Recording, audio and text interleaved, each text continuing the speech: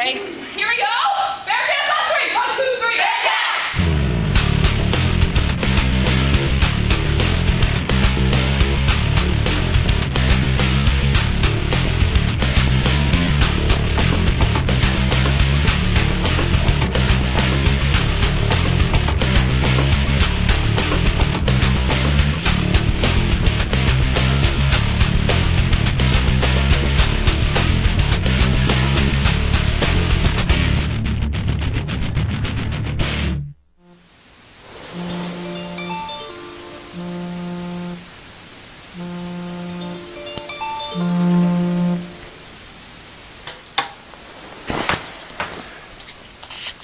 This is the reason I'm not a swimmer.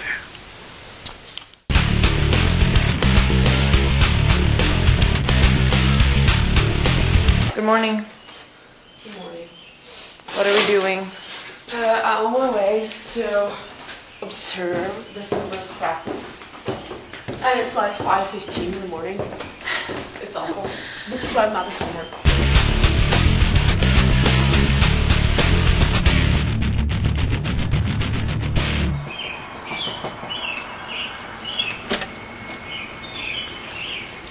Hey. Good morning, Josephine. Good morning. Do you wake up this early every morning? Yeah, every morning. We practice. So what is this? This is my little daily cocktail. Multivitamin, some ginger root. It's good for metabolism. Calcium, and a little bit of ibuprofen for your shoulder problems. Perfect. Gotta bring some food between practice and class. I don't have enough time to go home and eat breakfast. So I'll bring some cereal, banana, cheese, string cheese, and a protein shake.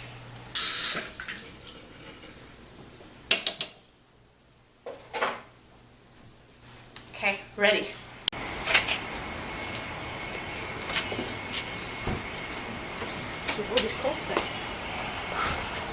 Josephine, for how many years have you been doing this, and do you never get tired of it? I've been doing this for about 16 years now. I mean, it's always rough getting up 5:15 a.m. in the morning almost every day of the week. It's early, but at that time I kind of shut off my brain. I don't really think, I just do it. It's like a routine. Go up, get dressed, have some breakfast, get over to the pool. And then the first thing we'll need to do is change the pool because we're swimming a long course in the morning.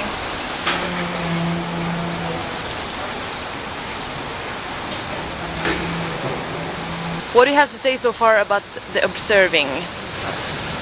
What are you impressed about? It's crazy. What is crazy? Always.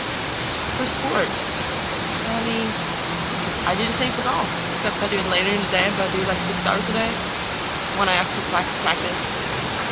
But no, I love it. This is dedication.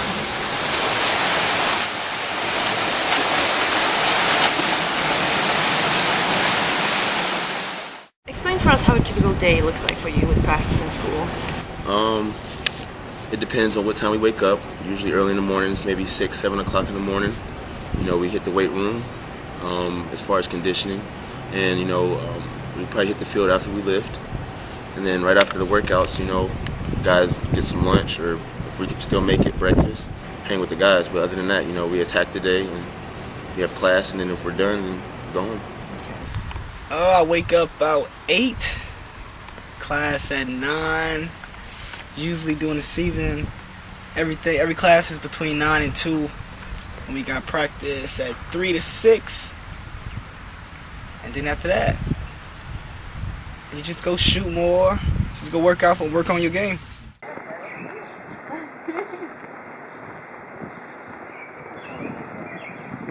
How do you combine sport and school? I'm just time management. I manage both. I find time here and there to work on homework. Sometimes it requires staying up a little later. School's supposed to come first, but sometimes you just have to squeeze it in there. But just time here and there. Yeah. It's hard. I think you guys know it's hard, but you really have to focus on like time management stuff. Trying to get stuff early, done early as much as you can before practice, and then after practice you're usually too tired to do anything. But I mean, you just have to make yourself do it.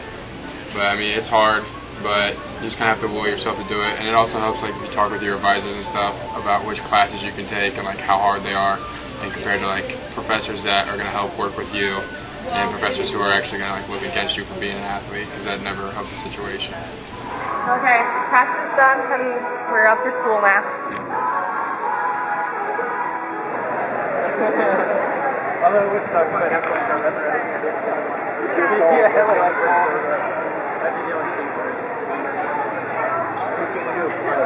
Okay, Olivia, what are we gonna do now?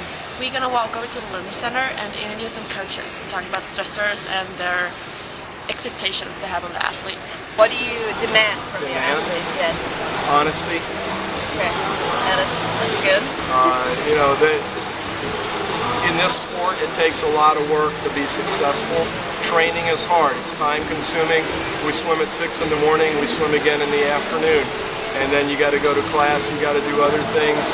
And very often I find that people that fall behind are the ones who aren't prioritizing properly. They're doing other things rather than, you know, it's got to be study first.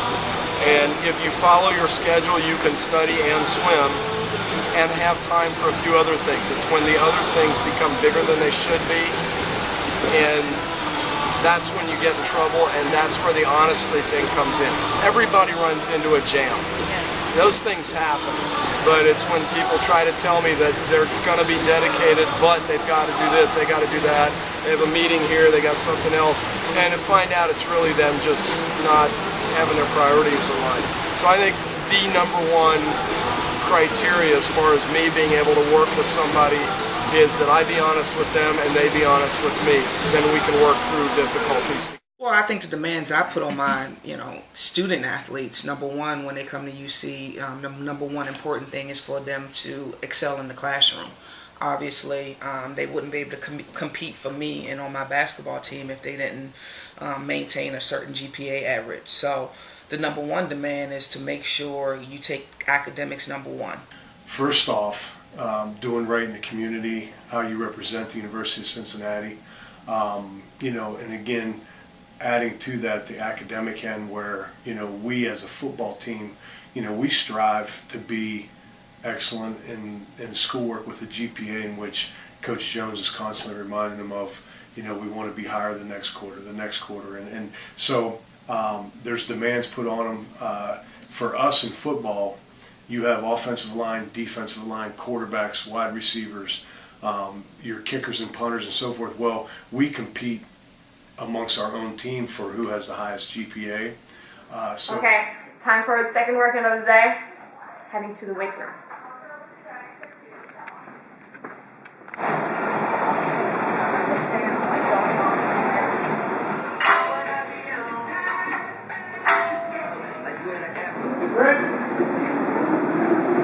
I think one of the biggest stresses that I see is kind of balancing life with being a student and being an athlete. Sometimes a lot of the demands to perform well in the classroom, and then on the track, in the pool, on the golf course, and then the social life and like having to balance all that, where sometimes the social life kind of goes away, or there might be problems, and it could be with even teammates, the interaction. So I think a lot of that brings a lot of stress because you're around these people almost 24/7, and if you're not getting along with them, that kind of starts to impact everything else. I think they have tremendous stresses when they come in, even as recruits, when the families come in, parents bring them in for their visits. I always explain that it is so different than, even if you're, obviously when they're coming in as recruits, they're a high school athlete, but the stresses they have on that are night and day compared to college, especially the Division I Big East level. They're coming here for academics first and foremost, and their academics include classes and meetings and required study tables. And then they also, on top of those things, which are already hard to balance, they're putting in workouts for weight training, for conditioning, team bonding, practice times, maybe time with a nutritionist. So you're adding way more on top of to a student athlete schedule than a normal athlete or a normal student would have at UC. The biggest misconception, I would say that they're stupid. You know, I think you know, coming from a school, you know, that was very highly academically regarded, you know, things are different when you come to a school like this. You've got the dumb jock atmosphere a lot, and that's something that people is just not true. I mean, you have the Rhodes Scholars have to be an athlete. You know, you have all of these different avenues for athletes to strive and really excel academically. And you know, there's plenty of evidence of that. And I think, you know, academic All-Americans, academic team awards, all those things really show that, you know, when your GPA of a team is like a 4.0 or a 3.8, you know, there's definitely evidence of, you know, it's just not the case. You know, misconception I think sometimes that our student athletes are only jocks. I don't know if that's a word you use in Sweden, but that they're only about athletics. And so I think we have over half of our student athletes have a 3.0 GPA or better. Our student athletes graduate at a higher rate than the general student body. So I'd like to change that perception that our student athletes aren't students, because they are and you are. And you know, sometimes do we have some student athletes that are at risk or struggle academically? Yeah, but you're going to have that in every setting, and that's maybe 10-15% of our student athlete population, so 85% of it. So that's a perception that I think is false, and that we need to do a better job of telling that story. So we have wonderful student athletes with great stories and great abilities, and we're proud of them. So Josephine, after a long day, what are you doing, and what's the plans for the rest of the night? Well, got back from practice, had some dinner, and now some studying, getting done, late night snack, and then time for bed.